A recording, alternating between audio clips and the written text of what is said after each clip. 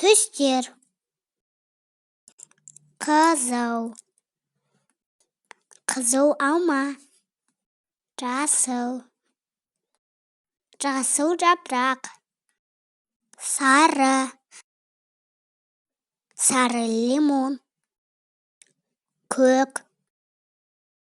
көк машина, ақ, ақ топ, қара,